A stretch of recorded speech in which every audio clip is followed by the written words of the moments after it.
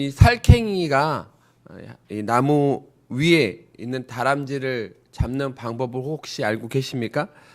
그것은 이 다람쥐를 본 이 살쾡이가요, 어떤 특별히 큰 소리를 내거나 어떤 뭐 요란한 동작으로 이 다람쥐를 잡는 게 아니라 그 나무 위에 있는 다람쥐를 확 샥 이렇게 째려보면서 이렇게 노려본다고 합니다. 그럼 이 다람쥐가요, 이렇게 딱 얼어갖고요, 제가 날 잡아먹으려나 봐 하고선 이렇게 가만히 꼼짝도 안 하고 이렇게 딱 얼어 있다가 이 땅 위에 납작하게 엎드려 있는 이 살쾡이 앞에 그냥 스스로 뚝 하고 떨어져서 이렇게 먹이가 된다라고 합니다.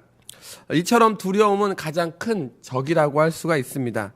이 심리학에서는 이 두려움을요, 외부의 공격에 대해 위기 의식을 느끼는 생존 본능이라고 이렇게 표현을 하고 있습니다.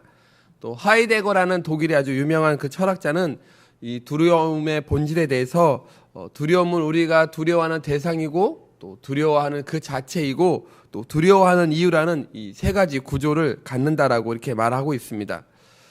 죽음처럼 보이지 않는 이 두려움부터 시작해서요, 어떤 새로운 일을 시작할 때 그 두려움, 또 새로운 그런 자리를 얻는 데서 오는 두려움, 또 사람들이 나를 어떻게 생각할까 하는 그 상대방의 어떤 시선에 대한 어떤 두려움도 있고, 또 사랑하는 사람이라면 내가 사랑을 고백했을 때 상대방으로부터 거절당할까, 혹시나 거절당하지 않을까 하는 그런 두려움도 있고, 또 시험이나 어떤 사업에 실패해서 오는 그런 두려움까지, 두려움의 종류는 참 많이 있습니다. 오늘 본문은 예수님의 제자들이 큰 풍랑을 만나 두려움 가운데 있는 그런 장면이 기록되어 있습니다. 그런데 이 말씀은 요한복음에만 기록되어 있는 것이 아니라 마태복음 14장과 또 마가복음 6장에서도 동일하게 이렇게 기록되어져 있습니다. 오늘 말씀은 이 앞부분은 오병이어 기적과 연결되는 그러한 말씀입니다. 예수님께서 보리떡 5개와 물고기 2마리로 5,000명을 먹이시고 또 10주 광주리를 남기신 그 놀라운 기적을 본 많은 사람들이 예수님을 왕으로 추대하고자 하였습니다. 왜냐하면 그들 마음 가운데는 뭐 예수님을 왕으로 모시면 우리의 허기진 배를 좀 이렇게 채워주시지 않을까, 또 로마의 통치로부터 해방시켜 주시지 않을까 하는 그런 생각 때문에 예수님을 왕으로 모시려고 했던 것입니다. 이런 백성들의 마음을 예수님께서 아셨는지, 혹시나 제자들 가운데 이런 사람들의 마음이 혹시나 와닿아서 예수님을 정말 왕으로 모시자고 이렇게 하지 않을까 하는 그런 마음 때문에 제자들에게 이 배를 타고 가버나움으로 가라고 말씀하십니다. 사실 예수님의 그 말씀에 이 가버나움으로 제자들은 가기 싫었을 것입니다. 왜냐하면 앞에서 오병이어의 그 기적을 본 그 제자들은 그 놀라운 기적이 너무나 감격스러워서 그 자리를 금방 뜰 수 없었기 때문입니다. 어디 그뿐이겠습니까? 그 오병이어의 그 현장에 있던 많은 사람들이 예수님을 어떻게 생각했을까요? 또 예수님을 따르는 제자들 역시 예수님을 어떻게 생각하고 있었을까요?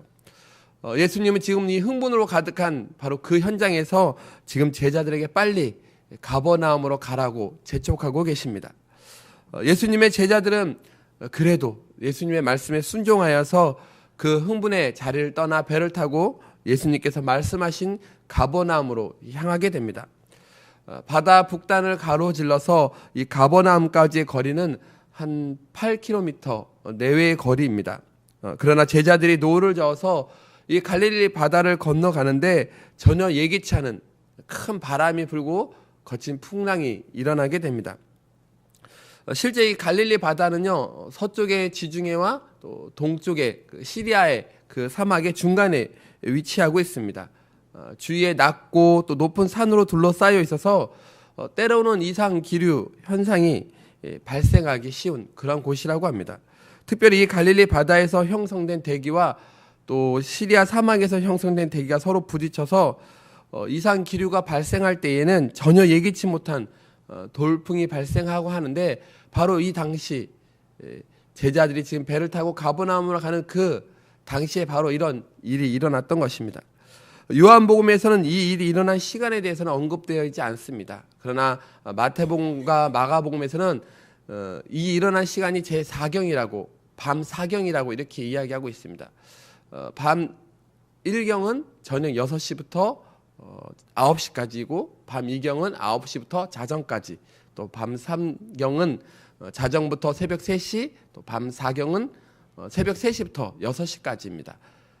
마가복음에서는 정확하게 밤 4경쯤에라고 되어 있습니다. 그러니까 이 제자들이 지금 이 일을 만난 것이 얼추 한 새벽 3시 정도 되는 것이죠. 어두운 밤에 이 제자들로서는 도저히 감당하기 힘든 지금 상황이 벌어지고 있습니다. 특별히 예수님이 계시지 않는 그런 상황이라서 그들 마음 가운데 더 두려움과 또 더 불안함이 더욱 고조되었을 것입니다. 근데 여러분 참 이상하지 않습니까? 바람이 불고 거친 풍랑이 일어나면 다시 그 출발했던 지점으로 다시 되돌아가면 됩니다. 근데 제자들은 바다를 긋고 건너가려고 합니다. 또한 예수님의 말씀에 순종해서 이 제자들이 가버나움으로 가는데도 왜 거친 풍랑을 만나고 또 거친 그 바람을 만났을까요? 제자들의 입장에서 보면 이 두 가지는 정말 순종하기에는 힘든 그런 일입니다. 오병이어의 기적이 일어난 곳에서 예수님께서 재촉하여서 가버나움을 향해 가라는 그 말씀에도 참 순종하기 힘들었지만 지금 배를 타고 가는 중에 거센 풍랑을 만났으니 이 또한 제자들로서는 너무나 힘든 그런 일입니다. 그러나 제자들이 배를 다시 출발 지점으로 돌리지 않았던 이유가 있습니다. 그것은 예수님이 말씀하셨기 때문에, 우리 주님이 말씀하셨기 때문에 순종함으로 계속 나아갔던 것입니다. 우리가 신앙생활을 하다 보면은 믿음으로 사는데도 불구하고 순종하는 그런 삶을 살고 있는데도 불구하고 이 제자들이 만났던 그런 거친 풍랑과 또 큰 그런 풍랑들을 우린 때로 만날 때가 있습니다. 근데 중요한 것은 그런 풍랑이 일어났을 때에 풍랑이 있다고 배를 돌리거나 또 풍랑이 없는 쪽으로 피하려고 해서는 안 된다는 것입니다. 찬양 중에 이런 찬양이 있죠. 주님 말씀하시면 내가 나가리라. 주님 뜻이 아니면 내가 멈춰서리라. 나의 가고 서는 것 주님 뜻에 있으니 오 주님 나를 이끄소서. 그렇습니다. 예수님의 뜻이라면, 우리 주님의 뜻이라면 우리는 순종함으로 나아가야 되는 줄로 믿습니다.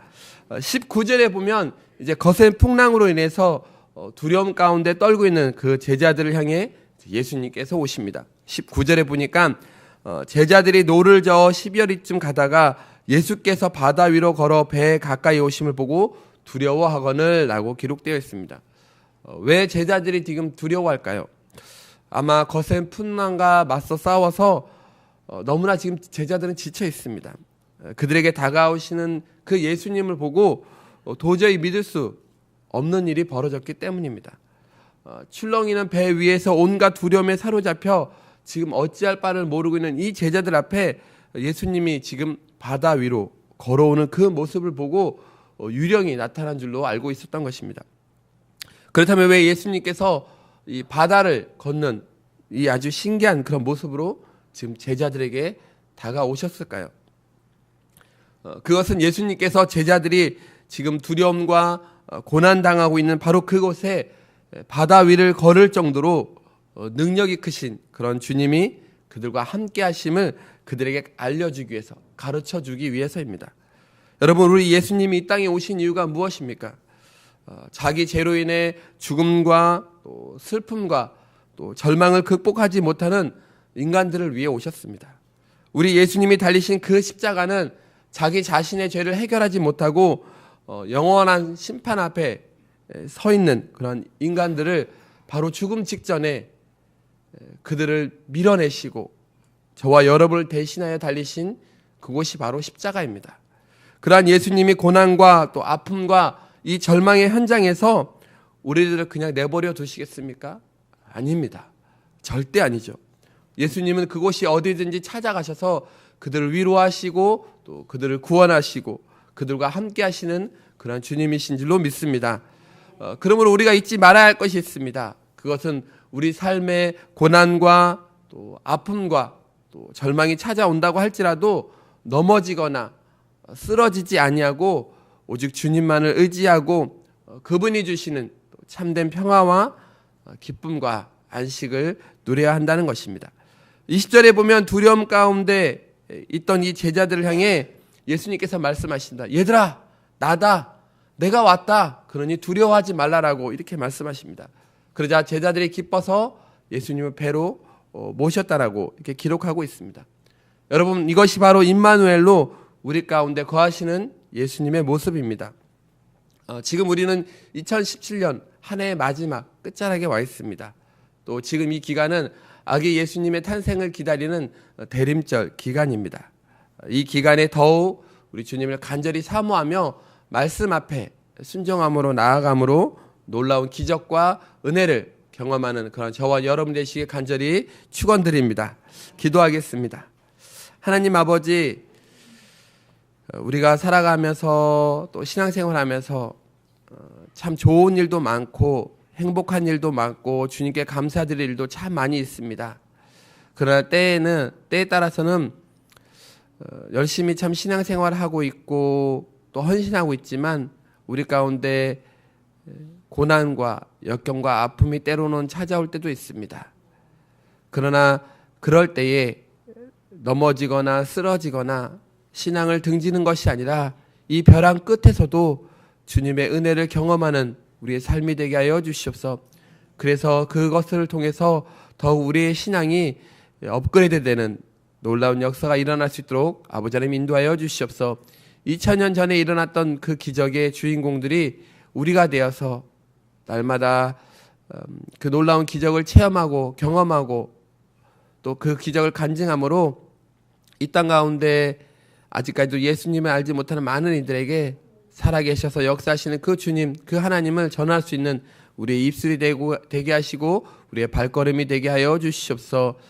수능을 마치고 이제 성적표를 받고 또 이제 대학에 서류를 집어넣으려고 하는 우리 고3 수험생들이 있습니다. 또 취업을 앞에 두고 있는 청년들도 있습니다. 하나님 이들의 가는 발걸음을 축복하여 주시옵시고 하나님의 원하시는 그 뜻대로 그들의 순종함으로 나아가게 하여 주시옵시고 그들의 앞길을 주님께서 형통함으로 열어주시옵소서. 여러 가지 경제가 많이 힘들고 어려운 가운데 있습니다. 우리 성도님들 또 이곳에 와서 새벽 기도를 함께 드리는 모든 분들 그 사업장과 그 가정을 주님 축복하여 주시옵시고 날마다 주님의 은혜 가운데 넘치는 축복이 있게 하여 주시옵소서. 날씨가 많이 춥습니다. 우리 어르신들 감기 걸리지 않도록 주께서 인도하여 주시옵시고 또 오고 가는 발걸음도 주께서 동행하여 주시옵소서. 오늘 하루도 주님 주시는 참된 기쁨과 평안이 넘치게 하여 주시옵시고 주님 말씀 앞에 날마다 순종함으로 나아가는 믿음의 모든 이들 되게 하여 주시옵소서. 예수님의 이름으로 기도합니다. 아멘.